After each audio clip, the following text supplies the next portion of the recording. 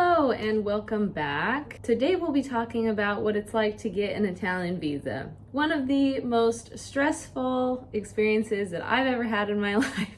Of course, we'll be talking about this today from my own personal experience. This is by no means legal advice, immigration advice. Everything that I'm going to mention in this video is subject to change, and so just keep that in mind while I give you some of the pointers in this video.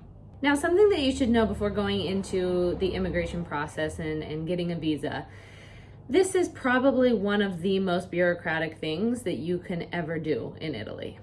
There are so many hoops to jump through, so many people involved, so many different departments that you have to contact. We'll talk about all of that in the video coming up, but I just want you to know that what you're getting into is not that easy of a process. It's not impossible, but it's certainly stressful, and hopefully what I'm going to share with you today will help you along in this process. Something else that's really important for me to mention, I am an American citizen, so my process might look quite different from somebody coming from a different country. Of course, this isn't something that people within the European Union would have to worry about, or certainly within the Schengen area would have to worry about. Everything down to which consulate you need to use, to the type of visa that you're looking for, and so on. All of this will impact the outcome of you getting the visa, and it will also impact your likelihood of getting the visa. Now, something that a lot of people don't know about the immigration process in Italy is that we have something that's called il Decreto Flussi. This is something that's updated every year, and basically it states how many people can come to each European country within a calendar year. This covers visas for various different reasons, such as work or study and so on. Especially if we're talking about getting a work-related visa where you're actually sponsored by a company and they're taking care of a lot of the bureaucratic paperwork, that will impact your outcome. Okay, so let's talk about the process. The first thing that you'll need to figure out is which consulate you're going to. If you're from the United States of America, that will depend on which state you are a resident in. Depending on the state that you live in, you have a consulate that is for that jurisdiction. Most of the times that I went to the consulate, it was through the New York consulate, just because I was a New York resident, but I have gone to the San Francisco consulate to get some paperwork done as well. So just keep in mind that if you're not a resident that's within the jurisdiction of the consulate that you decide to go to, you will not be able to get your visa issued, and that will create a massive headache for you. Just make sure that you are a resident and that you can prove either through identification or something that you actually live in that jurisdiction. Now, the second thing that you need to figure out is exactly what paperwork you need. And this, of course, varies depending on what kind of visa you're going to get. If you're going to get a work visa or a study visa or some sort of long stay permit, then the paperwork will change depending on which kind of visa you're looking for. Now, here's the catch. Different consulates in different jurisdictions have different requirements. They don't vary a lot, but they do vary. So some consulates require other paperwork and some don't. Just make sure that you figure out which paperwork you need for the consulate that you're going to be going to. Otherwise, you might be missing some paperwork, or you might even do extra paperwork that's not necessary. Now, the third thing that you'll do is you will then need to book an appointment. This is something that's usually quite simple, okay? You can get on the website. Usually they have their availability listed. It is common for you not to be able to find an appointment at the time that you need, but they get cancellations a lot. So you should be able to book an appointment within the allotted time frame that you're looking for. Okay, so the fourth thing that you'll do is you'll actually go to the appointment and present all of your paperwork. Some consulates are a little bit stricter than others. For example, in New York, you can't even enter the building until they call your name. You actually have to wait outside. It's really annoying. It's very guarded, and they have security there. It's a whole thing.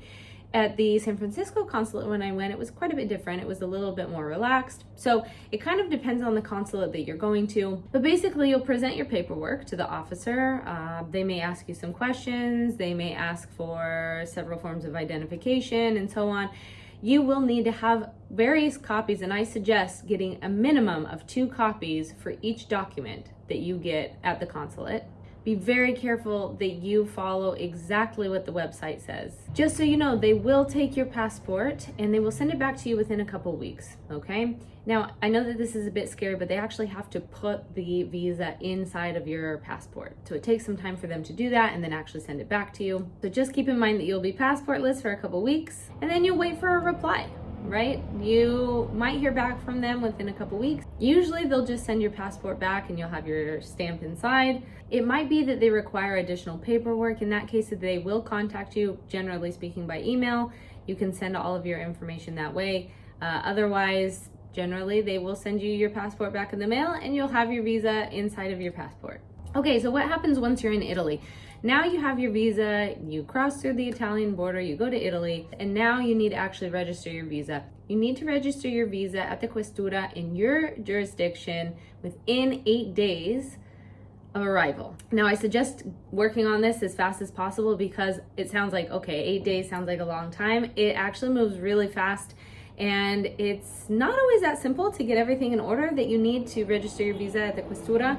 So just make sure that you get working on that essentially as soon as you touch down in Italy. Basically what the process looks like is you'll go to the Italian post office. They'll give you something that's called a kit. It has all of this paperwork you need to fill out. You'll take this back to the post office and you will basically wait for them to submit the paperwork, and they will give you a date and time that your appointment is at the local Questura. You can pick up the kit at any post office, but keep in mind that when you actually submit the kit to the post office, it needs to be submitted at a post office within the jurisdiction that you reside in, because they will contact the Questura directly, and if it's not within that jurisdiction, they can't make a request for a Questura that's outside of their jurisdiction. I remember when I registered my visa, they gave me an appointment time. It was like December 15th, something like that. But then the time was super specific, like 9:52. And I remember just thinking, 9:52, there's no way they're going to be on time for that.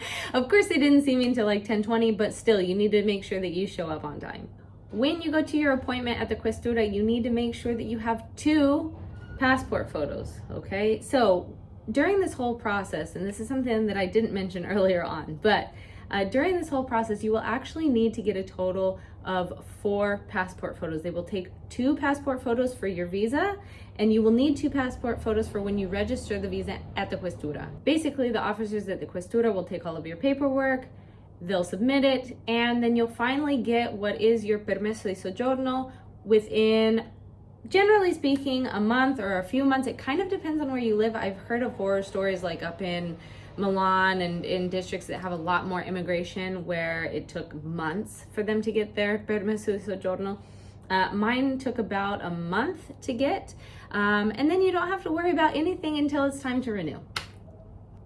I hope these tips were really helpful today. If they were, please like, share, and subscribe. Thanks so much for joining me. See you soon. Bye.